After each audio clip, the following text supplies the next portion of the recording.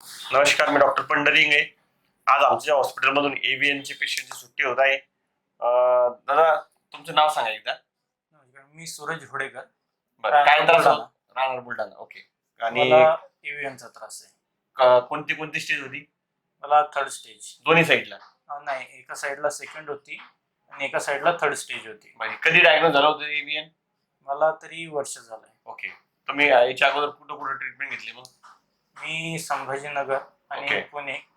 तिथं काय सांगण्यात आलं होतं तुम्हाला? मला दोन्ही ठिकाणी ऑपरेट सांगण्यात आलं. बरं, मग तिथं काही टॅबलेट, इंजेक्शन वगैरे काही घेतलं होतं की डिकॉम्प्रेशन वगैरे केलं होतं का तुम्ही? नाही केलं. ओके. तर मग आता इथं आपला ऍड्रेस कसा सापडला तुम्हाला?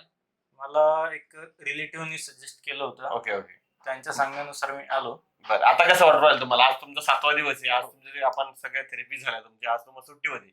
आता पहिल्या 7 दिवसापूर्वी तुम्ही कशी होते आणि आता कसे वाटू राहिलं तुम्हाला? पहिल्या त्रासापेक्षा खूप बरं आहे. बरं. खूप पेन रिलीफ झालाय. आणि चालताना जो त्रास होत होता तुमचा, नाही, तो पण कमी झाला. हो. मांडी मारता यायला लागली, सगळ्या गोष्टी झाल्या. आणि जे आता वाटतं तुम्हाला ऑपरेशन करावं लागेल म्हणून? नाही. हा.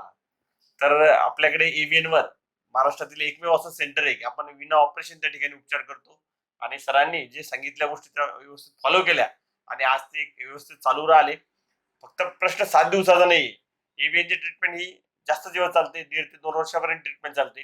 परंतु प्रॉपर जर शास्त्रोक्त पद्धतीने आपण ट्रीटमेंट केली तर पेन सुद्धा राहत नाही आणि ज्या लिंपिंग कमी होऊन जातं, तुमच्या ज्या डेली ऍक्टिव्हिटी तुम्ही व्यवस्थित करू शकता आणि ऑपरेशन टाळता येऊ शकतं.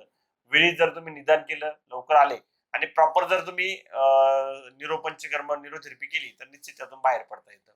असे कोणी रुग्ण असतील जे एव्हीएन नेत्रस्त असतील त्यांच्यापर्यंत हा व्हिडिओ जरूर शेअर करा. आणि एव्हीएन न घाबरता जर तुम्हाला काही लक्षणं वाटत असेल तर ताबडतोब MRI करा. कारण की एक्सरे मध्ये एव्हीएन हा समजत नाही. कारण यांचं पण तसं झालं होतं. भरपूर साऱ्या ठिकाणी गेल्यानंतर फक्त एक्सरे करण्यात आला आणि लवकर डायग्नोज झालं नाही.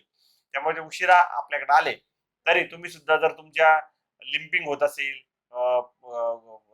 हिप जॉईंट पासून नी जॉईंट पर्यंत जर पेन येत असेल, पायऱ्या चढताना तुम्हाला त्रास होतो, असे काही लक्षणं जाणवत असेल तर निश्चित एकदा चांगल्या ऑर्थोला दाखवून MRI वगैरे करून घ्या. किंवा तुम्ही गंगा हॉस्पिटलशी संपर्क साधू शकता. आणि न घाबरता आपण विना ऑपरेशन एव्हीएन वर उपचार त्या ठिकाणी करतो. तरी जास्तीत जास्त लोकांपर्यंत हा व्हिडिओ जरूर शेअर करा. धन्यवाद. जय आयुर्वेद.